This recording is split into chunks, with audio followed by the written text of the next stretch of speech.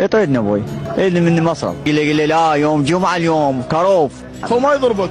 يضربني مرات هيك. والله ماكو كلام غير بس حسبي الله ونعم الوكيل. تشوفون الاهل يروح يرجع الموضوع الاهل. اريد اجيكم خلينا نعوف هذا الموضوع ثواني. موضوع الاعلامي هاي التدارس اعمى شنو؟ انت تحكي صدق؟ لو ناس هماتين المتلازمة الداون يصحوا لهم مغولي، لو الصم والبكم يصحوا لاخرس. تحكون صدق انتو؟ زين اوكي دارس مدارس خلينا نعوفها دراسة. حاليا التكنولوجيا عندك يوتيوب، شات جي بي تي، كل شيء يعلمك. تثقفوا بلسانكم.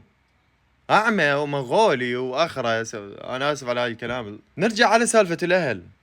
هذا بالله يستغل، هذا المسكين يستغل. مو حرام يجي يوم تلقي خطيه قاعد ما بي حل يطلع، يتدمغ لو يتكفخ، يلا امشي روح جيب لي فلوس. لو يجي يوم جايب له فلوس وراجع بس ما جايب له العدد اللي يريده الاب، هم يعني ينضرب. زين تخيل وبس تخيل وياي انه شخص خطيه ما يشوف وتجي ضربه، شي يصير بيه؟ لك احنا ناس عاديين. هسه اذا تفز شوف شلون تقب. هاي العالم غير قسما بالله مو بشر. يعني هذا الفيديو انا ما اقدر اتكلم عنه زياده. هذا المفروض حس غير ابنك.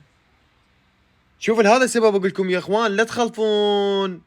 هذا ما يكون غالي يكون غالي، لا تخلفون، لا تجيبون الطفل تبهدلوه بهاي الدنيا.